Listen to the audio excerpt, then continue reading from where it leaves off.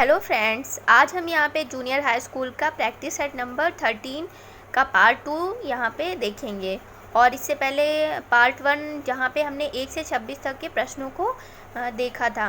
तो चलिए स्टार्ट करते हैं। आज का पहला क्वेश्चन, निम्न में से किसको संविधान की आत्मा के रूप में माना गया है? तो ये किसे माना गया है? तो ये प्रस्तावना को संविधान की आत्मा के रूप में माना गया है। तो इसका करेक्ट आंसर हो जाएगा ऑप्शन नंबर बी। संविधान की जो प्रस्तावना है, इसको प्रस्तावना को संविधान की कुंजी भी कहा जाता है। और ये जो इसमें प्रस्तावना की जो शुरुआत होती है वो शब्द है हम भारत के लोग। तो इसको कहाँ से लिया गया? तो इसको अमेरिका से लिया गया है। इसके साथ साथ एक क्वेश्चन ये भी पुटअप होता है कि जो संवैधानिक उपचारों का अधिकार है, तो ये भीमराव अंबेडकर ने इसको संविधान की आत्मा कहा है। तो ये भी पूछ लिया जाता है कि जो भीमराव अंबेडकर के अकॉर्डिंग संविधान की आत्मा किसको कहा गया है? तो ये संवैधानिक जो उपचारों का अधिकार है उसको भीमराव अंबेडकर ने संविधान की आत्मा कहा है। तो इसके साथ साथ इसको भी याद रखिएगा। चलिए देखते हैं आगे। मृत्युदंड के मामले में क्षमा देने का अधिकार किसे है? तो ये क्षमा देने का जो अधिकार प्राप्त है ये राष्ट्रपति को प्राप्त है। मृत्युदंड के मामले में क्षमा देने का अधिकार, और ये अनुच्छेद 72 के तहत है कि जो राष्ट्रपति है वो कोई भी जो भी दंड है उसको कम कर सकता है, स्थगित कर सकता है या उसे क्षमा कर सकता है। तो ये अधिकार राष्ट्रपति को प्राप्त है। आगे देखते हैं, संविधान द्वारा विचार की गई लोकसभा की अधिकतम संख्या है। तो ये संविधान द्वारा जो विचार की गई लोकसभा की अधिकतम संख्या होती है वो होती है 552। तो लोकसभा की जो अधिकतम संख्या है वो 552 है। और जो लोकसभा है ये कभी ना ये इसको मतलब कभी भी भंग किया जा सकता है। और ये जो लोकसभा है ये निम्न सदन होती है, और जिसका जो सभापति होता है वो लोकसभा अध्यक्ष होता है। इसमें जो लोकसभा की अधिकतम संख्या पूछी गई थी वो 552 होती है टोटल, और जिसमें कि जो 530 सदस्य हैं वो राज्यों के द्वारा निर्वाचित किए जाते हैं, और जो बाकी 20 जो सदस्य हैं वो संघीय क्षेत्रों से निर्वाचित होते हैं। तो ये भी कुछ अलग इम्पॉर्टेंट इसमें फैक्ट थे जो पूछ लिए जाते हैं, तो इसको भी याद रखिएगा। आगे देखते हैं, स्वतंत्र भारत में किसी राज्य की प्रथम महिला राज्यपाल कौन थी? तो ये स्वतंत्र भारत में जो प्रथम महिला राज्यपाल थी वो थी सरोजनी नायडू। सरोजनी नायडू, जिनको हम भारत की कोकिला के नाम से भी जानते हैं, ये भारत की पहली महिला राज्यपाल थी। और ये भारतीय राष्ट्रीय कांग्रेस की अध्यक्ष बनने वाली पहली भारतीय महिला भी थी। और इन्होंने राष्ट्रीय कांग्रेस के अधिवेशन जो कि हुआ था 1925 में, तो भारतीय राष्ट्रीय जो कांग्रेस का कानपुर का अधिवेशन था 1925 की अध्यक्षता भी इन्होंने की थी। तो इसमें पूछा था कि ये स्वतंत्र भारत में किसी राज्य की प्रथम महिला राज्यपाल कौन थी? तो ये थी सरोजनी नायडू। अगला क्वेश्चन है, भारतीय संविधान में पंचायती राज प्रणाली को वर्ष संशोधन में औपचारिक रूप दिया गया। तो ये किस वर्ष दिया गया था? ये दिया गया था 1992, जो कि 73वें संविधान संशोधन द्वारा था। तो इसका करेक्ट आंसर हो जाएगा ऑप्शन नंबर डी। ये जो पंचायती राज व्यवस्था है ये किस भाग में? तो ये भाग 9 में है, और अनुच्छेद 243 के का से अड़ा में इसमें स्थान इसको प्राप्त हुआ है। और इसके साथ साथ जो पंचायती राज व्यवस्था इसका शुभारंभ जो हुआ था, जो शुरुआत हुई थी वो 2 अक्टूबर 1959 को ये जो भारत के प्रधानमंत्री जवाहरलाल नेहरू के द्वारा ये राजस्थान के नागौर जिले में इसकी शुरुआत की गई थी। और ये भी पूछ लिया जाता है कि ये जो पंचायती राज को संविधान की किस अनुसूची में स्थान प्राप्त है? तो ये 11वीं अनुसूची में, और ये भाग 9 में इसका उल्लेख किया गया है। और ये जो पंचायती जो राज व्यवस्था है ये तीसरी ढांचे का मतलब इसमें प्रावधान किया गया है। तो ये भी कुछ इसमें इम्पॉर्टेंट चीज़ें थी जिसको आप याद रखिएगा। अगला देखते हैं, भारत में किसी राज्य की प्रथम महिला मुख्यमंत्री कौन बनी? तो ये प्रथम महिला जो मुख्यमंत्री थी ये सुचेता कृपलानी थी, जो कि ये उत्तर प्रदेश की प्रथम महिला मुख्यमंत्री थी। और ये जो फातिमा बीवी हैं, इनके बारे में थोड़ा सा देख लेते हैं। तो ये उच्चतम न्यायालय में भारत की प्रथम महिला न्यायाधीश के रूप में इनको जानते हैं। तो ये उच्चतम न्यायालय में ये भारत की प्रथम महिला न्यायाधीश जो थी वो फातिमा बीवी थी। और इसमें पूछा था कि प्रथम महिला मुख्यमंत्री कौन बनी, तो वो बनी थी सुचेता कृपलानी, जो कि उत्तर प्रदेश से थी। अगला देखते हैं, भारत में कितने शहरों की आबादी 10 लाख से अधिक है। तो ये कितने शहर हैं, तो ये हैं 53 शहर जिनकी आबादी 10 लाख से अधिक है। अगला देखते हैं, हृदय योजना का संबंध है। तो हृदय योजना का जो संबंध है वो कहाँ से है, तो ये किससे, तो ये राष्ट्रीय विरासत विकास जो है, ये इसका संबंध हृदय योजना से है। ये केंद्रीय शहरी विकास मंत्रालय ने जो देश के समृद्ध सांस्कृतिक विरासत के संरक्षण और फिर से उनको जीवित करने के उद्देश्य से ये योजना चलाई गई थी, जो कि 21 जनवरी 2015 को स्टार्ट हुई थी। तो इसमें हृदय योजना का जो संबंध पूछा था, तो राष्ट्रीय विरासत विकास से संबंधित है। तो इसका करेक्ट आंसर है ऑप्शन नंबर डी। अगला देखते हैं, निम्न में से कौन भारत में थोक मूल्य सूचकांक के मुख्य घटक है। तो ये थोक मूल्य सूचकांक क्या होता है, पहले तो ये देख लेते हैं। तो ये जो थोक मूल्य सूचकांक, जिसके माध्यम से उपभोक्ता वस्तुओं के मूल्य में जो भी होने वाले उतार चढ़ाव हैं, उनके लिए जानकारी प्राप्त इसमें की जाती है। तो इसमें जो मापने ये जो थोक मूल्य सूचकांक है, इसको मापने के लिए जो मुख्य घटक हैं उसमें प्राथमिक वस्तुएं आती हैं, ईंधन और बिजली आता है, और ये विनिर्मित उत्पाद, ये सारे इसके मुख्य घटक हैं। तो इसका करेक्ट आंसर हो जाएगा ऑप्शन नंबर ए, 1, 2 और 4 इसका करेक्ट आंसर हो जाएगा। अगला है, वह कौन सी पर्यावरणीय परत है जो विकिरण को वापस पृथ्वी में प्रत्यावर्तित करती है। तो कौन सी ऐसी पर्यावरणीय परत है, तो ये स्ट्रेटोस्फीयर, जिसको हम बोलते हैं समताप मंडल, ये हमारी जो है ये विकिरण को वापस पृथ्वी में परावर्तित करती है। और इसके अलावा जो आयनोस्फीयर है, ये हमारी क्या करती है, ये जो रेडियो तरंगे हैं उनको टकराकर वापस पृथ्वी पर आती है। तो ये रेडियो तरंगों को प्रत्यावर्तित करती हैं। और जो स्ट्रेटोस्फीयर है, ये हमारी क्या करती हैं कि जो भी ये पृथ्वी से निकलने वाली विकिरण है, उनको ये समताप मंडल से टकराकर वापस पृथ्वी पर ये फिर आ जाती है पुनः।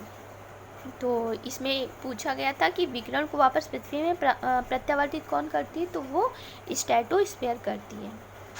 अगला देखते हैं, एक अंतर्राष्ट्रीय आंदोलन जिसका उद्देश्य पर्यावरण की समस्या से संबंध होकर विश्व को बचाना है, वो कौन सा है। तो ये हमारा है ग्रीन पीस, जिसका उद्देश्य है पर्यावरण से की जो भी समस्या है उससे विश्व को बचाना। तो इसका करेक्ट आंसर हो जाएगा ऑप्शन नंबर बी। अगला देखते हैं, भूक्षरण किसके द्वारा रोका जा सकता है। तो भूक्षरण को कैसे रोक सकते हैं, वनारोपण के द्वारा। अधिक से अधिक पेड़ लगाकर हम ये भूक्षरण को रोक सकते हैं। भूक्षरण जिसे हम मृदा अपरदन के नाम से भी जानते हैं। और ये मृदा अपरदन, इसको क्या ये क्या होता है, तो ये मृदा कण है, तो मृदा कणों का किसी भी बाह्य कणों, जैसे कि तेज़ हवा है, वर्षा है, तो इसके अलावा मिट्टी का जो रूपांतरण होता है, और फिर जो मृदा का क्षरण अधिकतम मृदा उर्वरता का ह्रास करता है, तो उसी को ही हम ये मृदा अपरदन कहते हैं। और मृदा अपरदन को जो रोका जा सकता है वो वनावरण के द्वारा इसको हम रोक सकते हैं। तो इसका करेक्ट आंसर है ऑप्शन नंबर बी। अगला देखते हैं, विश्व पर्यावरण दिवस मनाया जाता है, तो ये कब मनाया जाता है, तो ये 5 जून को विश्व पर्यावरण दिवस मनाते हैं। तो इसका करेक्ट आंसर हो जाएगा ऑप्शन नंबर ए। पर्यावरण दिवस का ये मनाने का उद्देश्य ये है कि जो पर्यावरण के प्रति जागरूक करना, लोगों को जो भी आम जनता है उनको इसके प्रति जागरूक जगाना, और पर्यावरण प्रदूषण को ध्यान में रखकर भारत ने 19 नवंबर 1986 को पर्यावरण संरक्षण अधिनियम भी लागू किया था। तो अगर ये पर्यावरण संरक्षण अधिनियम के बारे में पूछता है तो ये कब लागू हुआ था, तो ये 1986 में लागू हुआ था। अगला देखते हैं, जन स्थानांतरण के सिद्धांत की खोज का उसका प्रतिपादन इनमें से किसने किया? तो ये किया था आर्किमिडीज के द्वारा किया गया था। किसके द्वारा? आर्किमिडीज के द्वारा। ये जो आर्किमिडीज का सिद्धांत है, इसमें क्या कहा गया था कि जब कोई वस्तु किसी द्रव में पूरी तरह या फिर आंशिक रूप से डूबो जाती है तो उसके भार में क्या होता है कि थोड़ी सी कमी आ जाती है, और भार में यह जो आभासी कमी है ये वस्तु द्वारा हटाए गए द्रव के भार के बराबर होती है। तो ये था आर्किमिडीज का सिद्धांत। तो इसमें यही पूछा था कि जल स्थानांतरण के सिद्धांत की खोज किसने की, तो वो आर्किमिडीज थे। तो इसका करेक्ट आंसर हो जाएगा ऑप्शन नंबर बी। अगला देखते हैं, हाइड्रोजन बम का आविष्कार किसने किया? तो ये हाइड्रोजन बम का जो आविष्कार है ये किसने किया था? तो ये एडवर्ड टेलर ने इसका आविष्कार किया था। तो इसका करेक्ट आंसर हो जाएगा ऑप्शन नंबर डी। अगला देखते हैं, सिरके में निम्न में से कौन सा अम्ल पाया जाता है? तो सिरके में कौन सा अम्ल पाया जाता है? तो ये एसिटिक एसिड पाया जाता है सिरके में। तो इसका करेक्ट आंसर हो जाएगा ऑप्शन नंबर डी। अगला है, ऐसा उर्वरक जो 2 या 2 से अधिक प्राथमिक पोषक तत्वों की आपूर्ति करता है और यह क्या कहलाता है? तो इसको क्या कहते हैं? तो इसका करेक्ट आंसर हो जाएगा ऑप्शन नंबर डी, मिश्रित उर्वरक। यानी कि जो ऐसा उर्वरक जो 2 या 2 से अधिक प्राथमिक पोषक तत्वों की आपूर्ति करता है, और तो इसको क्या कहते हैं? तो इसको कहते हैं मिश्रित उर्वरक। और इसमें जो आवश्यक 3 पोषक तत्व होते हैं वो होते हैं नाइट्रोजन, फास्फोरस और पोटास। इसकी कमी को पूरा करने के लिए जो मिश्रित उर्वरक का NPK की कमी को पूरा करने के लिए मिश्रित उर्वरक का प्रयोग इसमें किया जाता है। इसमें नाइट्रोजन जो है और फास्फेट है और पोटास, इन तीनों को उचित अनुपात में मिश्रित करके इसको बनाया जाता है। तो इसका करेक्ट आंसर है ऑप्शन नंबर डी। अगला देखते हैं, निम्न में से कौन सी तंत्रिका तंत्र की मूल संरचनात्मक कार्यात्मक इकाई है? तो ये कौन सी इकाई होती है? तो ये होती है न्यूरॉन। तंत्रिका तंत्र की संरचनात्मक और कार्यात्मक जो इकाई है ये न्यूरॉन होती है। अगला देखते हैं, दूध को दही के रूप में खट्टा करना इसका एक उदाहरण है। तो ये उदाहरण किसका होता है? तो ये होता है किण्वन विधि द्वारा दूध को दही के रूप में खट्टा करना, ये एक इसका उदाहरण है। और ये एक जैव रासायनिक क्रिया होती है इसमें जो भी जटिल कार्बनिक यौगिक हैं ये सूक्ष्म सजीवों की सहायता से सरल कार्बनिक यौगिक में विघटित होते हैं, और इस प्रक्रिया में जो ऑक्सीजन की आवश्यकता नहीं होती है। और किण्वन के प्रयोग से अल्कोहल या शराब का निर्माण भी किया जाता है। इसमें कि दही, सिरका और अन्य रासायनिक पदार्थों के निर्माण में भी इसका प्रयोग करते हैं। तो दूध को दही के रूप में खट्टा करना ये किण्वन कहलाता है। अगला है, यहाँ से रीजनिंग के क्वेश्चन शुरू होते हैं। क्रिकेट एम्पायर तो फुटबॉल, तो क्रिकेट खेल का संचालन करता है तो एम्पायर द्वारा ये जैसे कि ये क्रिकेट एम्पायर है तो वो जो फुटबॉल होगा तो वो क्या काम करेगा? तो ये रेफरी का काम करेगा। तो इसका करेक्ट आंसर हो जाएगा ऑप्शन नंबर सी। आगे देखते हैं, ये कोड भाषा में टेबल को SYYZ लिखा जाता है, तो उसी कोड भाषा में चेयर को क्या लिखा जाएगा? तो इसको थोड़ा सा देख लेते हैं। इधर इसमें T से S यानी कि -1 ST, और A और Y, A से Y तो ये -2, और L से Y तो ये -3, और E से Z तो ये हमारा -5, और यहाँ पे एक मिस हो गया L से H ये -4, तो इसमें -1 -2 -4 -5 का डिफरेंस चल रहा है। तो ऐसे ही चेयर का जो होगा, तो चेयर यानी कि C का 1 होता है और इसमें -1 का डिफरेंस, तो यानी कि B हो जाएगा।